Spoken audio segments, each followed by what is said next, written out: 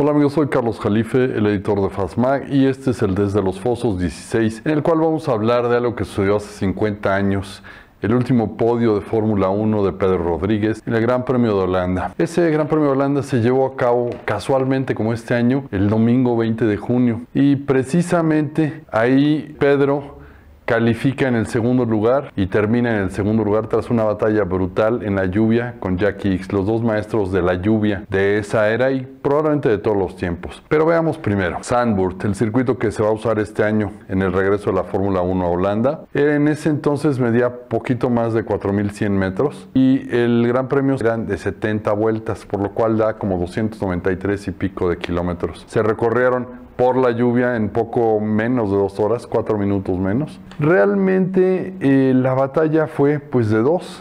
Es una batalla muy impresionante, pero les doy unos datos antes. Durante las calificaciones y las prácticas llovió intermitentemente, entonces el primer sitio lo saca con 77.42 segundos Jacky Ickx y 4 centésimas, en aquel entonces solo se medía hasta centésimas, más tiene Pedro 77.46, o sea 1 minuto y 17 con 46 centésimas. La primera fila era de 3 porque era parrilla de 3x2 y los acompaña Jackie Stewart, que queda un par de décimas de Pedro. Ellos tres van a ser los que peleen, digamos, la victoria, o eso se supone. Vayamos pues a la arrancada.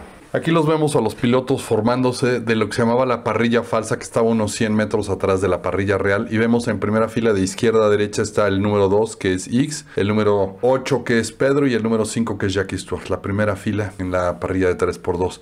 Atrás de ellos estaban Regazzoni con el 3 y Amon con el 20 en un Matra. De hecho, en esta carrera había 5 campeones mundiales: Graham Hill, Jackie Stewart, John Surtees, Mario Andretti y Dennis Hulme. 5 campeones mundiales, nada más para que se den cuenta la calidad.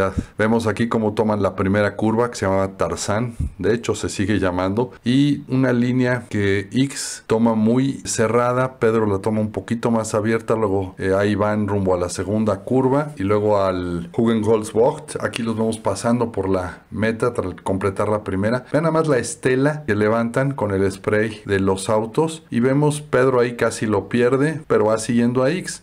En tercero, un poquito más lejos, ya tenemos a Stewart. Definitivamente a él no le gustaban mucho las condiciones de lluvia, como al mexicano y al belga. Ickx saliendo de las curvas. En este circuito, como no tiene nada de protecciones, es natural. O sea, hay a veces algunas mallas para que la gente no invada la pista, pero en realidad no tiene las protecciones modernas de los rieles, escapes y todo eso. Estos pilotos eran mucho más valientes que los modernos, o como dicen algunos, eran mucho menos pensantes que los modernos. En la recta, Pedro toma una línea distinta a la de Ickx precisamente para evitar el spray y para que no se moje tanto. Pero fíjense, aquí van a ver en las curvas las líneas distintas. Ahí a Pedro se le va un poquito el auto, pierde. Jackie Stewart, que venía tercero, un trompo, y aquí vemos a Amon, que había salido en segunda fila. Definitivamente no era su día, abandona Chris Amon. Aquí a Dave Walker de Lotus, traía el auto de turbina de tracción en las 4 ruedas. Se suponía que iba a ser un gran día para él. Pues sí, fue un gran día, terminó en la barrera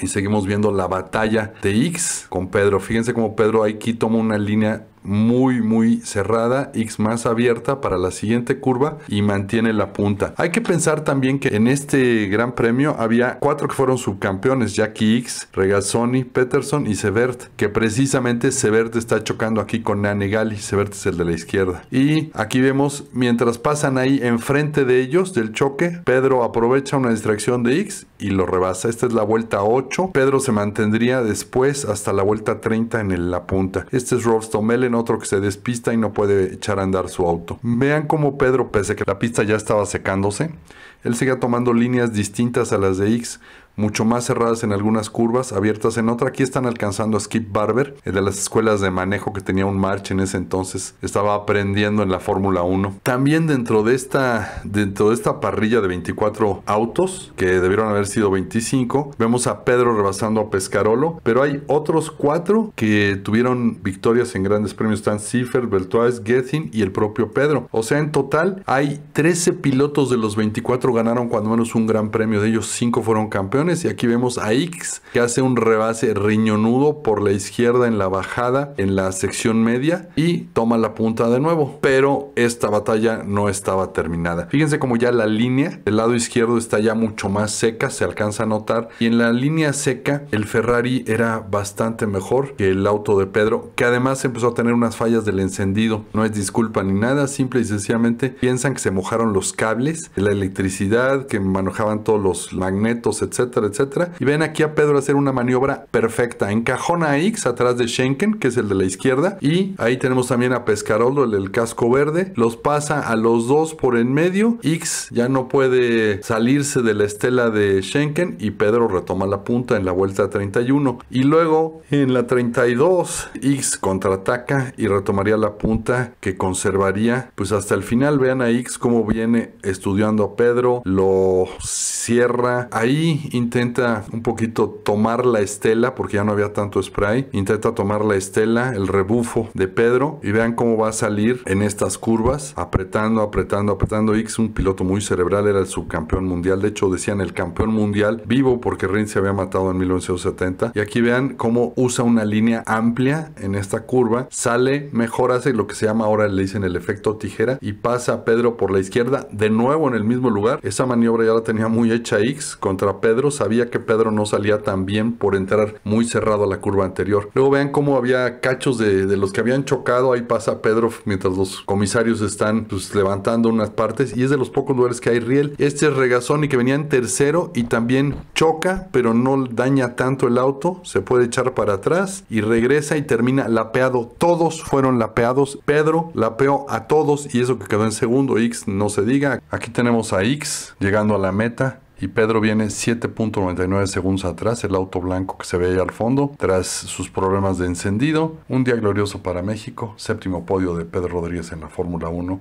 nuestro gran campeón. Y recuerden, nosotros somos Fastmac 24/7/365. Denle like si les gustó y aquí seguiremos con más desde los fosos.